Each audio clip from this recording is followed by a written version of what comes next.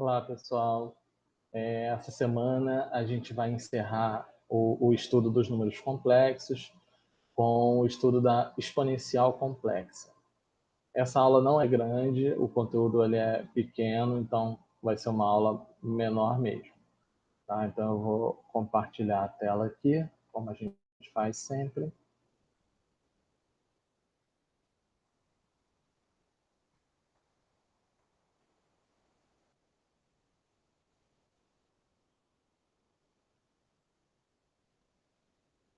Bom, então vamos lá. Aqui está. Deixa eu ver. Aqui eu chamei de semana 7, embora não seja a 7ª semana do curso, mas é a 7ª semana de aula, né, de conteúdo. Então, a 7ª semana a gente finaliza o estudo dos complexos com a exponencial complexa. E aí eu vou começar com uma motivação, né? Se a gente lembrar da definição do corpo dos complexos, a gente define... Como é que a gente define um corpo? A gente define um conjunto de elementos e define operações de soma e produto. E aí a gente definiu aquele produto de uma determinada forma e a motivação para que a definição do produto fosse daquela forma seria a distributividade dos números reais, considerando que o i ao quadrado seria menos 1. Então, não é que a gente faça a distributividade dos reais dentro dos números complexos, até porque a distributividade a gente sabe que é válida para os reais. Não, quando a gente define o produto dos complexos, a gente ainda não tem que essa propriedade é válida. Mas a motivação é pensar o seguinte: bom, se isso fosse real, se a gente pensar nos complexos como uma extensão dos reais, então a gente tem que imaginar que as propriedades elas deveriam valer, as propriedades que valem para os reais, elas deveriam valer para os complexos. E aí, a partir daí, a motivação é essa, para a gente definir o produto dos números complexos daquela forma que aparece lá. A mesma ideia a gente vai ter aqui. Então, qual é a motivação? A gente quer definir a exponencial complexa de modo que ela seja uma extensão da exponencial real e, portanto, preserve suas propriedades. Então, uma extensão da exponencial real seria o seguinte: a gente vai definir uma exponencial complexa. A gente sabe que o número real ele é um número complexo com a parte imaginária igual a zero. Então, o que a gente quer é que essa definição de exponencial complexa, quando você for trabalhar com o complexo cuja parte imaginária seja nula, essa exponencial tem que coincidir com a exponencial real. E aí, nesse sentido, a gente tem que ter as propriedades preservadas. Bom, então, por exemplo, a exponencial de um número complexo, z, é a exponencial da parte real mais i vezes a parte imaginária. E se a gente está pensando nas propriedades de exponencial serem preservadas, isso aqui, em princípio, deixa eu só ligar aqui. Isso aqui, em princípio, é um produto de mesma base e, quando a gente junta, a gente soma os expoentes. Então, não é que isso seja verdade ainda. Eu vou definir para que isso aconteça. Bom, aí se eu olho, isso aqui seria uma exponencial de x, onde x é um número real, então aqui eu não preciso pensar em mais nada. Isso estaria bem definido já. A grande questão é essa parte aqui, que isso aqui é uma exponencial de um número complexo. E aí eu tenho que pensar de que maneira eu posso definir isso aqui. Então, bom, a motivação é: eu quero definir uma exponencial de z como sendo um produto das exponenciais da parte real com a exponencial de i vezes a parte imaginária. E aí eu preciso, então, pensar em como definir essa exponencial aqui. Bom, e aí a gente, para pensar ainda, para a gente chegar numa definição, ainda pensando em termos de motivação, a gente vai usar o desenvolvimento das funções em série de Maclaurin, que na verdade é a série de Taylor em torno do ponto zero. Bom, mas a gente sabe que série de Taylor, série de Maclaurin valem para algumas funções reais, não funções complexas. Então, no primeiro momento, isso aqui não faria sentido. Mas lembra, a gente está pensando em termos de motivação. Então, eu vou imaginar que a série de Maclaurin valha para essa função aqui, e vou desenvolver usando a representação em séries da função exponencial. Então, qual é a representação em séries da função exponencial? A exponencial de um x, que aqui no caso é y, é o somatório de 0 a infinito do expoente elevado a n sobre n fatorial. Se vocês olharem lá no curso de cálculo, esse é o desenvolvimento em série de Maclaurin ou Maclaurin da função exponencial, lembrando para expoentes reais. Então, isso aqui, eu não estou dizendo que é igual, eu estou imaginando, estou considerando que a gente pode escrever. E aí, abrindo só para ficar mais fácil da gente enxergar os 6 primeiros termos, eu aqui simplesmente escolhi valores para n. Então, aqui seria n igual a 0, aqui n igual a 1, n igual a 2, considerando que i ao quadrado é menos 1, aqui é i ao cubo é menos i, depois é i à quarta, que é 1, e a quinta, que é i. Tá? Então, eu fiz dessa forma, e aí a gente vai separar os termos que são puramente reais dos termos que são imaginários. Então, repara, os termos reais são os termos de potência par, e os termos imaginários são os termos de potência ímpar. Eu já escrevi aqui, colocando o i em evidência. De novo, aí agora, se a gente olha para isso aqui, eu só reescrevi de uma maneira mais genérica, tá? Então, isso aqui, ó, como são potências pares, eu botei potências da forma 2n, né? Como aqui são números pares, é tudo 2n. E menos 1 elevado a n, porque essa série ela é alternada. Então, olha, quando n é igual a 0, o termo é positivo. Quando n é igual a 1, porque repara, n igual a 1 é que vai me dar a potência 2. Quando n é igual a 1, isso aqui é negativo. Quando n é igual a 2, eu vou ter aqui a potência 4, e isso aqui vai ser positivo. Então, isso aqui é realmente menos 1 elevado a n, e y elevado a 2n sobre 2n fatorial.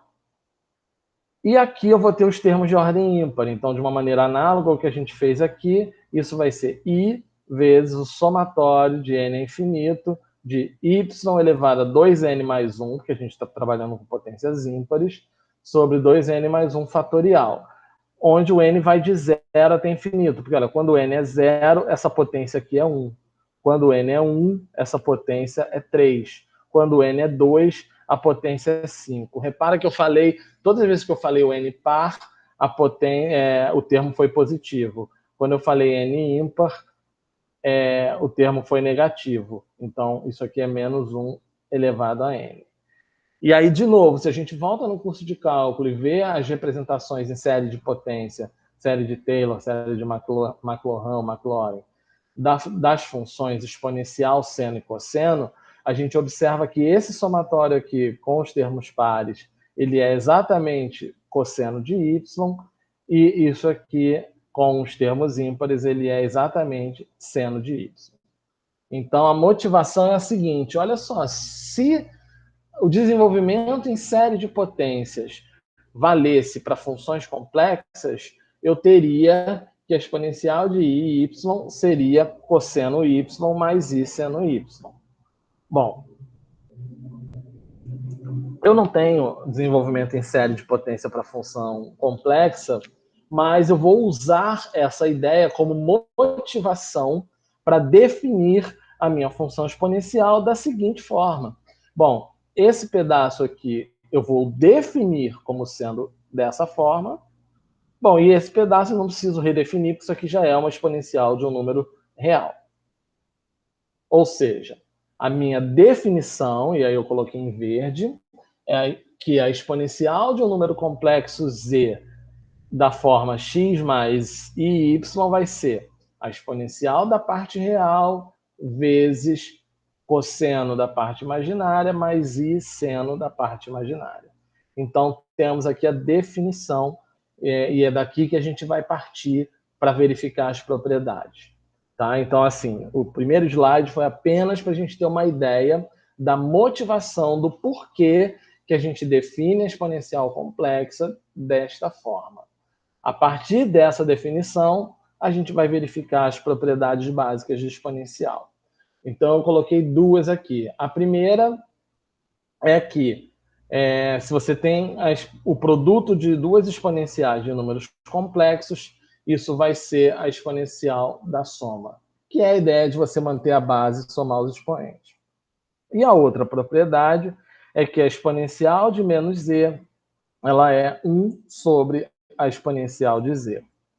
Repara que quando a gente conjuga essas duas operações, eu posso dizer que a exponencial de z1 dividido pela exponencial de z2 vai ser a exponencial de z1 menos z2.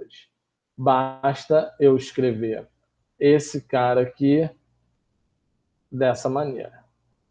E aí vai ficar z1 menos z2. Tá? Então, essas duas propriedades juntas, elas garantem a divisão de duas exponenciais ser correspondente a subtrair os expoentes. Então, vamos ver a demonstração dessa primeira propriedade aqui.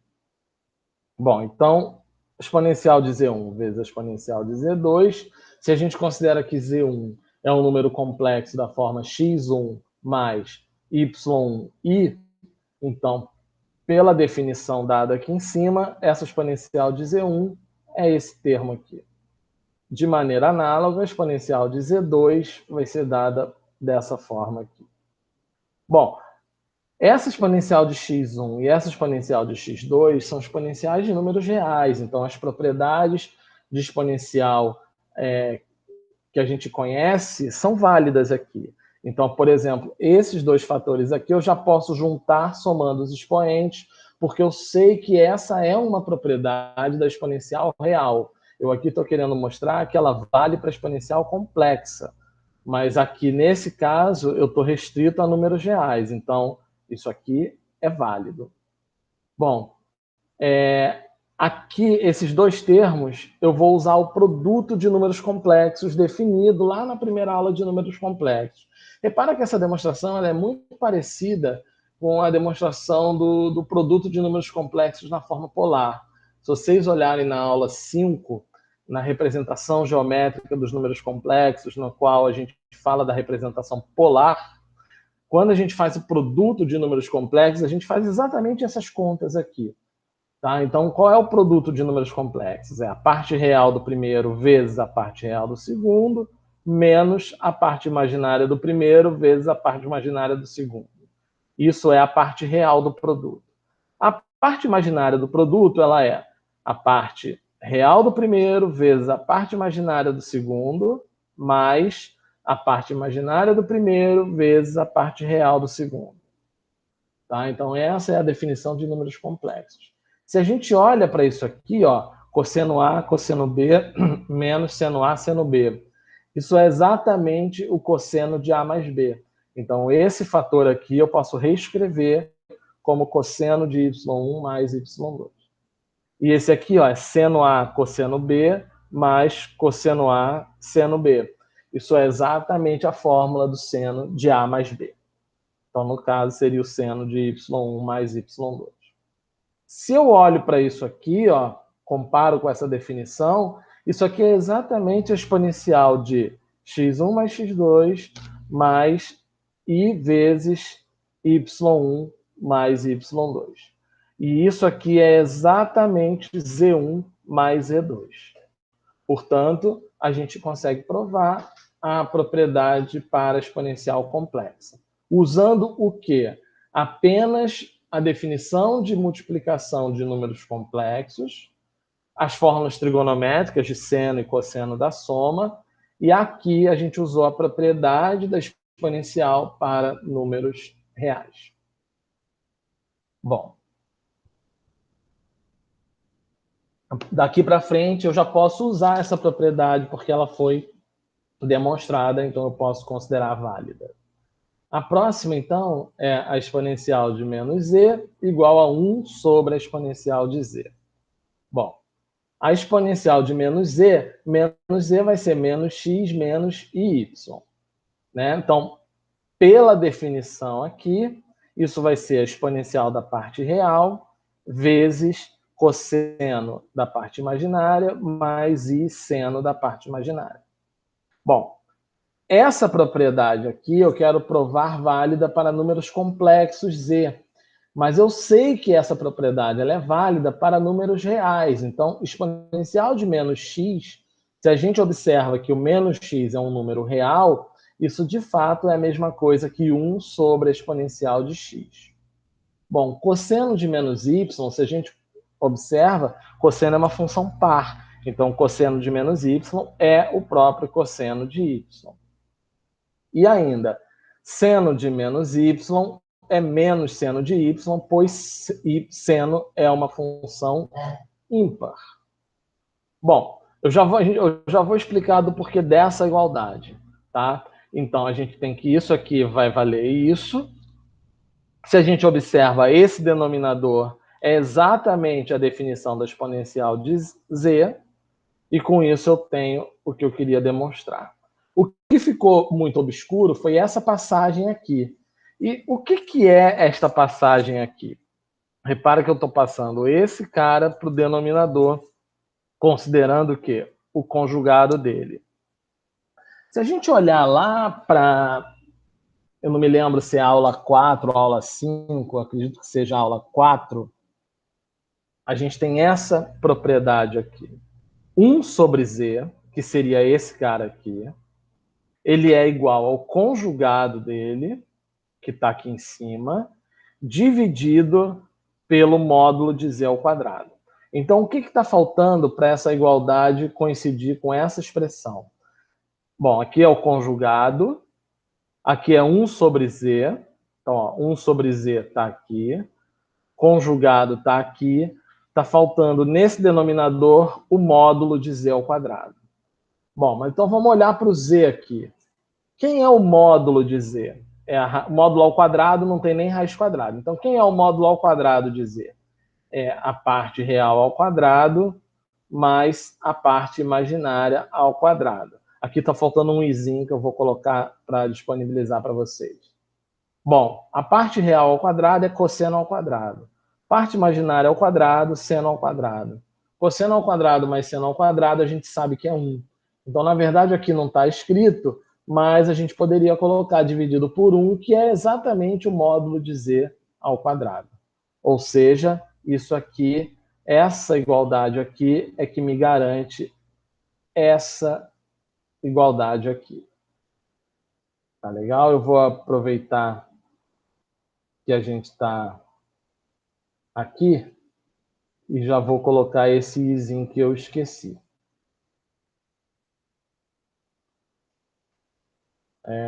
Então, vamos lá.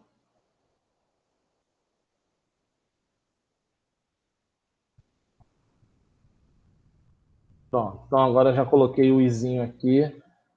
Na hora que eu disponibilizar, ele já vai estar lá. Bom, uma outra propriedade importante da gente fazer é que a exponencial de z elevado a n, ela vai ser exponencial de n vezes z. Aqui eu tenho uma observaçãozinha, tá? A propriedade de números com números reais é que se você tem a exponencial de um número real elevado a outro número real, então você vai ter esse produto aqui válido. Tá? No caso da exponencial complexa aqui, a gente não tem definida uma potência quando o expoente é complexo. Tá? A gente tem potência de números complexos, mas quando o expoente é inteiro. Até agora a gente só tem essa definição. Então a gente vai trabalhar com essa propriedade, mas usando o expoente apenas inteiro e não o expoente complexo ou expoente real. Tá? Porque na aula que a gente trabalhou com o produto de números complexos, foi na aula 5, quando a gente trabalhou com forma polar, que a gente usou fórmula de De Moivre, a gente trabalhou com potência, com potências inteiras. A gente não trabalhou com potências reais ou potências complexas. Bom, a demonstração disso vai ser dividida em 2 pedaços. Para os n's naturais, a gente vai usar indução. Depois a gente vai trabalhar separado com os n's negativos. A demonstração é super parecida com a fórmula de De Moivre. né? A gente provou a fórmula de De Moivre usando indução quando o N era natural e depois, quando o N era negativo, a gente fez de uma maneira diferente. A ideia vai ser a mesma aqui. Então, como é que a gente faz por indução para N natural? Primeiro, a gente tem que verificar se a propriedade é válida para N igual a zero, e de fato é. Se vocês olharem a definição, a gente, quando trabalhou lá a demonstração da fórmula de De Moivre na aula 4, na aula 4 não, na aula 5, perdão, a gente definiu a potência de número complexo, né? E lá estava definido que todo número complexo elevado a zero, número complexo não nulo, elevado a zero, era igual a 1. Então, isso aqui é pela definição de número complexo. E daqui para cá também, né? Porque exponencial de zero vezes z é a exponencial de zero, e a exponencial de zero, a gente... Não, aqui não é por definição. A exponencial de zero, se a gente pensar nos números reais, porque zero vezes z é zero, e zero é um número real. A exponencial de zero, ela é 1. Tá? Mas daqui para cá é a definição de potência de números complexos, tá? Potências inteiras. Bom, agora a gente quer provar que, supondo a identidade válida para um N arbitrário, eu preciso provar que ela é válida para N mais 1. Bom, então eu vou tentar provar que ela é válida para N mais 1. Então, exponencial de z elevado a N mais 1 vai ser, se a gente lembrar da definição de potência inteira, a definição ela é exatamente recursiva.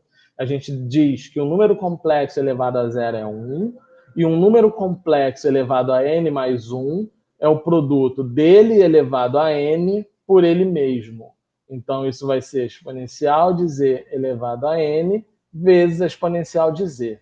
Então, essa passagem é exatamente a definição de exponencial de potência de números complexos com n natural.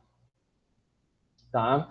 Bom, aí daqui para cá a gente está usando exatamente a hipótese de indução.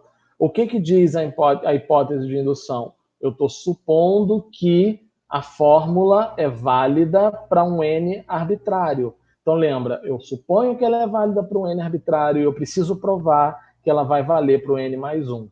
Então, eu estou trabalhando com N mais 1, mas eu tenho que ter em mente que eu já estou supondo que ela vale para N. Então, esta passagem aqui, nessa passagem, eu estou usando exatamente que isso aqui é igual à exponencial de nz, que é a hipótese de indução. Bom, daqui para diante, a demonstração ela é apenas conta. Então, quem é nz? É nx maisiny. Quem é z? X mais y. Daqui para cá, eu estou usando a definição da exponencial. Então, essa exponencial vai ser a exponencial da parte real vezes o cosseno da parte imaginária mais i vezes seno da parte imaginária. A mesma coisa eu vou fazer com esse pedaço aqui. Essa exponencial ela é exponencial de x, que multiplica cosseno y mais i seno y. Bom, daqui para cá, eu estou usando a mesma coisa que eu usei na primeira propriedade. Eu estou juntando a exponencial aqui, que é real, somando os expoentes. Bom, nx mais x é a mesma coisa que n mais 1 vezes x. E estou fazendo o produto de números complexos. Então, esse com esse, menos esse com esse, mais i vezes esse com esse, mais esse com esse. De novo, isso aqui é o cosseno da soma, e isso aqui é o seno da soma. Então, cosseno da soma vai ser o cosseno de ny mais y, que é n mais 1y. Seno da soma é seno de ny vezes y, aqui, desculpa. Seno da soma é o seno de ny mais y, que é a mesma coisa que n mais 1 vezes y. Bom, isso, pela definição de exponencial, é a mesma coisa que a exponencial dessa parte real, mais i vezes essa parte imaginária, que é o que está aqui. E isso é exatamente a exponencial de n mais 1 vezes z. Ou seja, a gente provou que a exponencial de z elevado a n mais 1 é a exponencial de n mais 1 vezes z. Ou seja, eu multiplico esses expoentes aqui. Para isso, eu usei o quê? A hipótese de indução, a definição da exponencial, a propriedade válida para a exponencial real, a definição do produto de números complexos, a fórmula de cosseno da soma e seno da soma, a definição da exponencial complexa, e a gente conseguiu provar. Falta provar para n negativo. Bom, para n negativo, a gente também vai precisar provar a propriedade usando a definição de potência complexa. Então, olha só, eu vou fazer essa daqui para cá. Então, a exponencial de nz, se n é negativo, é claro que eu quero trabalhar com algo positivo, porque eu já provei que vale para número positivo, para inteiro positivo. Então, esse n negativo, ele é um menos m, onde m é um número natural. Então, daqui para cá, a gente apenas escreveu a substituição, né, de n para menos n. Essa passagem aqui, ó, ela é exatamente a segunda propriedade que a gente viu no slide anterior, né? Exponencial de menos z é 1 sobre a exponencial de z. Pensando em z aqui como sendo o mz. Então, daqui para cá, a gente usou apenas a propriedade 2 do slide anterior. Agora, daqui para cá, eu estou usando exatamente a propriedade daqui, mas para m positivo, que eu já provei por indução. Então, daqui, ó, no denominador, eu estou usando apenas essa mesma propriedade que eu estou querendo provar para n negativo, só que eu estou usando para m positivo, que eu já provei ser válida por indução. Bom, daqui para cá, a gente está usando exatamente a definição de potência complexa para número negativo.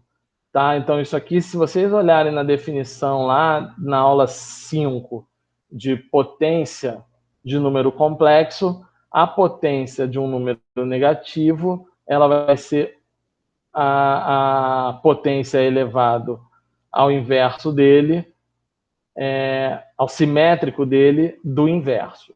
Então, 1 sobre a exponencial de z elevado a m é a exponencial de z elevado a menos m, e menos m é exatamente o n. Então, isso aqui vai dar a exponencial de z elevado a n. Então, essa passagem aqui, voltem lá na aula 5 e vejam a definição que eu coloquei de potência de número complexo, que diz o seguinte: se o n é negativo, um número complexo elevado a n é exatamente o inverso dele elevado a menos n, que seria o m aqui. Tá? Bom, a exponencial complexa é uma extensão da exponencial real. Em que sentido eu estou querendo dizer isso? Que a gente definiu a exponencial para número complexo da forma x mais y. E a gente sabe que um número complexo, um número real x, ele é um número complexo x mais y, onde y é igual a zero. E a pergunta é, será que então, nesse caso, essas exponenciais vão coincidir? E a resposta é sim. Ó, exponencial de x mais y0 pela definição que a gente usou, é exponencial de x vezes cosseno de zero mais i seno de zero. Cosseno de zero é 1, seno de zero é zero. Então, esse fator aqui vai dar 1, e, portanto, isso aqui coincide com a exponencial de x. Então, a exponencial de x mais i zero vai ser a própria exponencial de x real. Então, nesse sentido, ela é, de fato, uma extensão.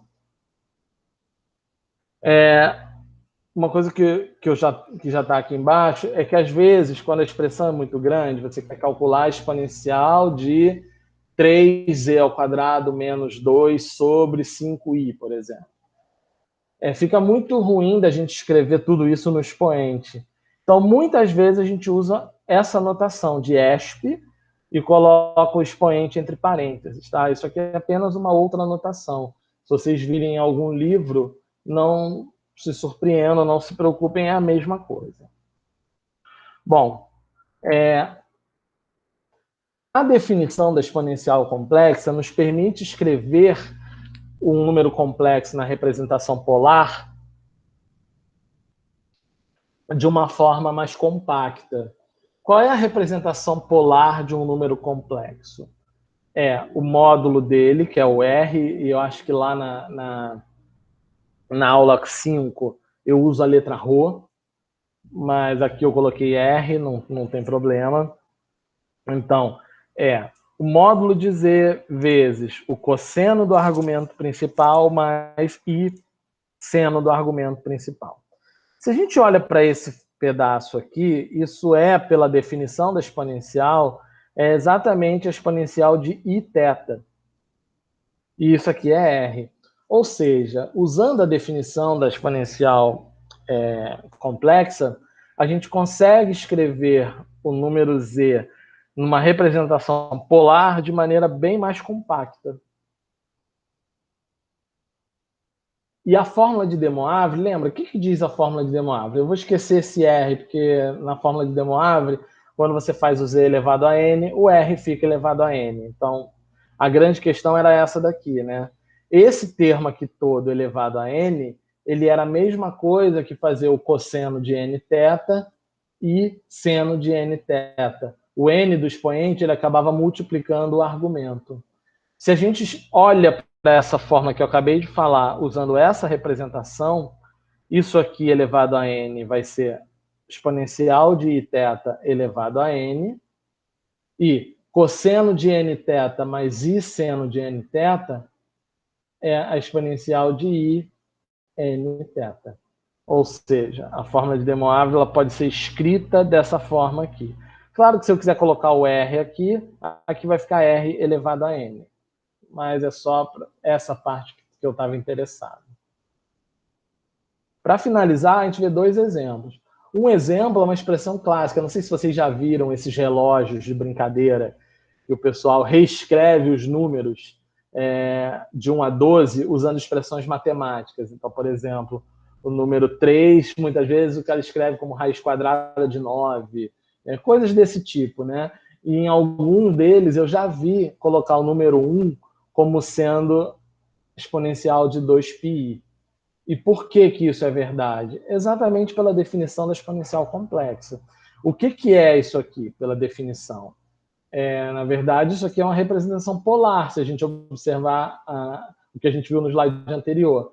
Isso aqui é cosseno de 2π mais I seno de 2π. Seno de 2π é 0, cosseno de 2π é 1. Então, exponencial de 2πi é, de fato, 1. E o último exemplo é escrever esse número complexo aqui na forma polar, usando essa representação compacta. Então, repare, eu preciso descobrir o módulo e preciso descobrir o argumento. O módulo ele é a raiz quadrada da soma dos quadrados aqui. Então, vai ser a parte real ao quadrado, mais a parte imaginária, que é 1 ao quadrado. Isso é raiz quadrada de 4, que é 2. Bom, o argumento é o seguinte, o cosseno do argumento é a parte real sobre o módulo, que é menos raiz de 3 sobre 2, e o seno do argumento é a parte imaginária, que é 1, sobre o módulo, que é 2. Se a gente pensar qual é o número cujo cosseno é raiz de 3 sobre 2, o seno é meio. É o 30 graus, né? É o π sobre 6. Isso no primeiro quadrante. Como a gente tem o seno positivo e o cosseno negativo, a gente está no segundo quadrante. Então, qual é o ângulo correspondente? É aquele que falta 30 graus para 180. Ou seja, ele é π menos π sobre 6, que é 5π sobre 6.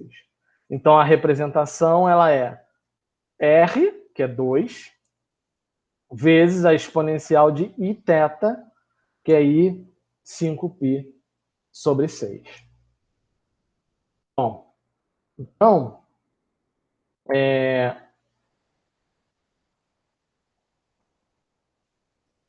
na verdade, a aula de hoje ela não era muito longa mesmo. A gente usou nas demonstrações coisas que a gente usou em aulas anteriores, aquelas propriedades de cosseno e seno de soma, a definição de potência de número complexo. Então, assim, a gente já está na 7ª semana, já passou a primeira avaliação, então pode ser que vocês não lembrem de tudo que tinha lá na aula 5. Se vocês precisarem, reabram o material da aula 5, deem uma olhada naquilo que eu falei, na definição da potência, e vocês vão ver que está tudo lá. Tá legal? Então é isso, gente. Acabamos com a aula de hoje. A gente encerra o assunto números complexos e na próxima semana a gente parte para o estudo dos polinômios. Tá legal? Tchau, tchau. Um abraço a todos.